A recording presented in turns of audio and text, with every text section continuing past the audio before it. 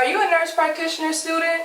Struggling to find a clinical site or a preceptor? Maybe you don't even know where to start because the pandemic is a thing and you just need a little help. Well, I got some tips for you. Come on in. What up, guys? It's your girl Brianna, and today's video is about 5 tips that you can use to find a preceptor or a clinical site even in the plight of this pandemic. I'm going to be giving you 5 tips that I have worked myself, and disclaimer, sometimes they don't always work, but I believe in reworking the steps so that you can get the results that you're looking for and the preceptor that you want to work with. As you guys know, I attend Walden University. I'm on the family nurse practitioner track, and our school does not help us secure clinical spots. So if you have the luxury of choosing a program that actually does that for you, please take the struggle and the weight off your shoulders and do so. But for me, I'm already in the program, so I'm going to share with you guys some tips that I've been using. So finding a clinical preceptor or a preceptor for your practicum has been the most trying thing to do, especially during the pandemic, but it's okay. I got y'all. It's all good. We are going to go into 5 tips that are going to be used to help you guys that I've personally used myself. Y'all know I don't give y'all anything that I don't use myself, so we're going to jump right into it. The first tip is leveraging your network. You're probably thinking like, girl, what does leveraging your network even mean? This is what I mean. So I have been to countless nurse brunches, nurse networking events where I have rubbed elbows with some of the best different nurses, DNPs, nurse practitioners, nurse entrepreneurs, all of those things. I have met a lot of people over social media, where it's Instagram, whatever, and your own community. If you are working in a hospital setting, that's a teaching hospital like me, or even your own primary care doctors. Leverage all of those contacts so that you will probably be able to find a preceptor for your clinical. So the way that I've done leveraging my network is I am not above asking anybody that I have met, whether it's a nurse practitioner, DNP, or even a nurse who has gone through this program or a program that's similar to mine, who they know. Do you know anybody in my area that could possibly help me? Do you know of a person who knows of a person that can help me? I am not above asking my network who they know so that they can leverage them to me, and then I can get in contact with them and say, hey, listen, are you looking for a student? Do you like to teach? Does your employer accept students? These are the things that I think of when I think of leveraging my network. Also, when you go to your doctor's office, or maybe you have the OBGYN or something like that, they have colleagues. Even they might even want to take students. Don't be above asking your network and who you know to get a clinical preceptor. So you might be asking, what are some simple ways I can leverage my network? How do I do this? Really, it kind of starts with a question. I have asked my primary care, OBGYN, all of those people, hey, do you guys take students here? While they're doing my exam. I am not above it all, okay? So while they're doing my exam, while we're talking, if they ask about me, because they have to gain a history, they ask, what do you do? Are you in school? And things like that, I go ahead and tell them I'm in the family nurse practitioner program. I'm at the point where I am trying to find a preceptor for my clinicals or practicum. Can you help me out? Do you know anybody who accepts students? These are the key things, very small things, just bringing it up in conversation that you could do, and that might lead you to a connect, a contact, or they might even give you somebody and say, hey, they take students, reach out to their office. The next thing I've done on using your network would be to reach out to people via phone. I said that I attended a lot of networking events that encompass nurses, nurse practitioners, doctorate nurse practitioners, all of those things. So I might call a couple contacts that I've kept in contact with when I was at the brunch or when I was at a workshop or anything like that, and say, hey, I don't know if you remember me. My name is Brianna. I'm in the family nurse practitioner program at Walden. I'm looking for a clinical preceptor, excuse me, y'all, for this date and this date. Did you happen to know anybody in my area? I'm willing to travel however many miles, or drive how many hours. You know, if you know anybody, please let me know. You can also do this via email, which I think everybody appreciates. Sometimes people are busy. Then you can email them and just say the same thing. I'm looking for X, Y, and Z for this time. I'm willing to travel. These are the areas that I'm looking in. Do you know someone? Tip number 2, social media. Listen, we're all on it. People are on social media every day. I'm talking about Instagram, Facebook, Twitter, LinkedIn. All of those you can leverage and figure out how to make social media work for you to find a preceptor. I have done it. Let me tell you how. I have slid in so many people's DMs, it's crazy. So on Instagram, like I said, I've networked with a lot of people on Instagram, and you know, sometimes I follow nurse practitioners I don't even know. I might follow doctors that I don't even know. So in this case, if you follow them, if you like their pictures before, don't be above sending them a message saying, hey, I don't know you, you don't know me, I'm Brianna, I'm a nurse, I work in so-and-so area, I am in the family nurse practitioner program at Walden, and I'm looking for a preceptor. You know, do you know anyone? Would you be open to taking a student? If you know anyone, please let me know, and give them your contact info. This is my Instagram page. This is my email. They can reach out to me via this email. I would say to make sure your Instagram isn't looking crazy, because if they send the person to your Instagram and they look at it, it's like, ooh, I don't know if I want to take her as a student. So I would make sure that your Instagram isn't looking crazy. Another thing you can do on Instagram is post your needs. I'm not above posting anything, so I have posted on my Instagram story what I'm looking for. So if I'm looking for a primary care preceptor, either a nurse practitioner, an MD, or a DO, because we can use all of those. My last primary care rotation starts in February, so I am currently looking for a family nurse practitioner or a primary care physician for these dates starting February. I need however many hours. Please send them my way, or if you know someone, please message them to me and I will reach out to them. Facebook is also a good tool.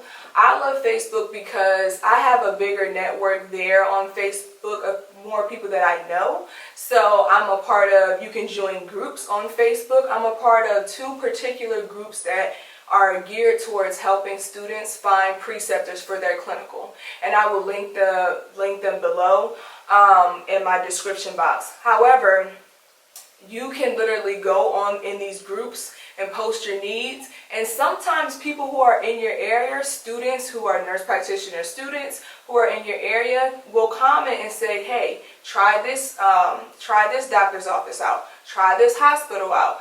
Or they might even send you a message and say, hey, this is the information to get in touch with them. Reach out to them. They really work for me. I had a good experience. You can also post on your personal Facebook page your needs. What is it that you're looking for? I went to Hampton University, so we have a Hampton University page where there's a lot of alumni on there, new and old. So I go on there, I introduce myself, I say, hey, I'm in this program, I'm looking for this, this, and this in this area, etc. You guys know, I've said it before, Facebook is a great tool. LinkedIn has to be my absolute favorite. So I use LinkedIn professionally, to find jobs, to network with my colleagues, different things of that nature. So on LinkedIn, what you can do is change your heading on your LinkedIn. So it'll say, just like your resume says, experienced registered nurse in surgical prep area or pre-op area. You can change that heading to say, a student looking for preceptors in OB in women's health or family health, pediatrics, geriatrics. You can change your heading to whatever it is that you want, so when people come across your profile, that's the first thing that they see. They see you're a student, you're working as a nurse, and you're looking for a preceptor. these are the specialties that you're looking for. I love that feature. You can also go as far as to upgrade to premium. Now, premium is a bit expensive, but if you can afford it, it might work for you.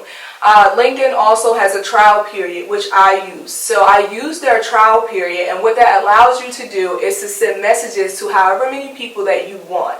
So you can search in your network and your location, and like me, I would search in Maryland or Washington, D.C. or Northern Virginia, where physicians or nurse practitioners, women health nurse practitioners, maybe midwives or something like that, whatever I'm looking for at that moment, to be able to see who is in my area. When I pick them out, if they look like, hey, maybe they've taught before on their resume, or they might want a student, or if you just want to go ahead and message them, you can click on their profile, message them, introduce yourself, sell it as if you were going to a job interview. My name is Brianna Bradley. I'm currently a nurse working at this place. I'm a student at this institution, and this is what program I'm in. I have this and this GPA. I'm looking for this primary care, nurse practitioner. Do you take students? Would you be willing to help? Do you know anybody, any colleagues that will be willing to take a student, etc.? I have gotten a lot of messages from LinkedIn and just messaging people. Sometimes people don't take students, but they know someone.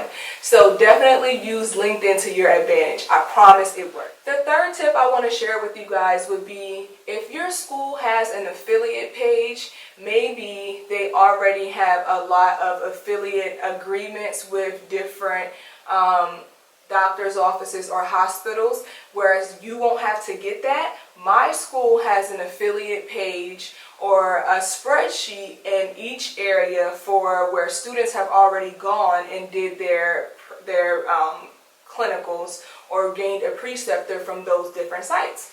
So I would contact the field office or the clinical office, whatever it's called at your institution, and ask them if they can send you the affiliate list that they already have built up. And so I have contacted many of people off of this affiliate list. They have their names, they have their numbers. I believe they have either their emails or where their offices are located at. So if you don't have the number isn't on there, but they have where their name and where they are located at.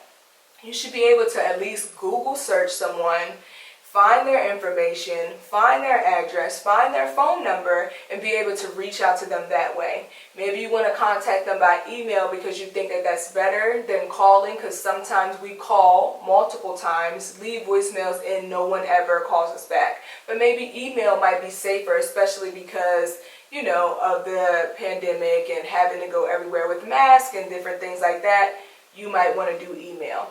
You can call them from your Google search and say, hi, I'm a student. I wanted to know if there's somebody I can contact, or a office manager I can contact, or do you have the email so that I can see if you guys are accepting students. Most of the time they willingly give those things to you, and it's no sweat off their backs anyways. So I think that affiliate list is another great way to go ahead and find a preceptor. I found actually one of my preceptors off of there, and she's taken me for 2 rotations, which I'm so grateful for. So definitely use the affiliate list if your school has one. Okay, so we're at tip number 4 now. Tip number 4 could get a little tricky, especially because of the pandemic, and offices may not be accepting people just willingly walking in. But before the pandemic was a thing, ooh, the world is so ghetto. I would take my resume in hand, my preceptor application that I needed filled out, and go to offices in my area, show up, introduce myself. Maybe the doctor or nurse practitioner might even be at the office. They might ask you to come and sit down and chat with them. Most times face-to-face works. I think now people are understanding that maybe face-to-face might not be the best thing because of the pandemic, and they might be, you know, a little weary of people walking in the office, but you can always try. Just put your mask on. Go ahead and walk in, talk to the people at the front desk, and this may be able to get you something. I have gone to places and they have sometimes turned me down, to my face, or said not right now. These are people that you can still follow up with. So key takeaways would be to make sure you have your resume in hand. Make sure you have your application or whatever paperwork you may need, because they might fill it out on the spot. Be ready and dressed for a mini interview. Go in and talk to them, sell yourself, and say, hey, this is why I need this rotation. I would love to work with you, etc. I've done that. Actually got a preceptor off of doing that. It was my very first preceptor, and I walked out feeling like money. Okay, so definitely you can still go into offices. Just make sure you have your mask, make sure you sanitize, make sure you are safe, and you have your resume in hand. So the fifth and final tip, I put this last because I really do not believe in this, but because I end up having to do it myself, it's an option, I guess. So paying for a preceptor. There are a lot of people, nurse practitioners and doctors included, who charge an honorarium, is what they say. I honestly don't believe in that, because physician assistants, residents who are training to be doctors, none of them have to pay for clinical sites, residencies, anything like that. But for whatever reason, nurse practitioners do, and I really frown upon people who charge students. But I was in a situation where I couldn't find a women's health preceptor at all, and my boyfriend was like, listen, we're doing whatever we need to do to make sure that you finish. And I was able to find a preceptor, a physician, OBGYN, who took students. However, they charged you $10 per hour that you need to get. I ended up having to pay $1,600. I looked at it as an investment in my education to make me feel a little bit better, but I was just upset that I had to pay $1,600 when I know that other nurse practitioners or doctors, or whatever the case may be, didn't pay for theirs, or did someone help them out, is my point. However, at the end of the day, I ended up paying for it. It wasn't the best clinical rotation that I've had, but it is an option. So there are actually companies like NP Hub that help students find preceptors in their area, and you pay them to do so. Now, I don't know what their payment plan is like, because I didn't use that. The doctor that I used had his own company that he worked with, which allowed me to just put a deposit down, and then once my paperwork and everything was approved, then the remainder of the balance was due. So while I don't really like this option, it is an option, and a lot of students have been actually forced to use this option because of the current climate and the pandemic going on. So I don't know much about the companies, but I will link NP Hub, because I've heard a lot about that actual company. And then some people, when you go to doctor's offices, they'll let you know that they have an honorarium. I hope that this is the very, very last step that you have to use, because it was the very last step for me. Maybe you won't even have to use it. Maybe somebody will want to do their due diligence and educate the next providers and nurse practitioners coming up. So just to recap, 5 tips that you can utilize to find a preceptor or clinical site even in the climate of COVID. 1, leveraging your network. Please use your network. Talk to people that you know, your doctor's offices, whatever it is, please leverage that. The second, social media sites. Instagram, Facebook, LinkedIn, use them all. Please do not be above sliding in people's DMs. It works for everybody else. It may work for you. The third one, your school affiliates page. Contact your clinical site, your school's clinical department, or your field site. Ask them if they have an affiliate list for your area and have them email it to you. You are allowed as a student to have access to this. The fourth tip, contacting or showing up to offices. Make sure you have your resume, your application, and your mask on your face and sanitizer. Please be safe, keep your distance. And the last is paying for preceptor services. This is not something that I am encouraging. However, I had to do it, so you may have to do it too. I will link NP Hub below. I hope these tips help you. Please continue reworking them. I don't know if all of them will work for you. One may not work, another may work. I used all these 5 tips. I've reworked the steps, and I've actually, from each tip, I've been able to gain preceptorship in clinical sites from somewhere. So I hope this helps you out. Thank you so much for watching, and please, please, please go ahead and subscribe to my channel. Hit the bell so that you can get alerts, and stay tuned for the next video.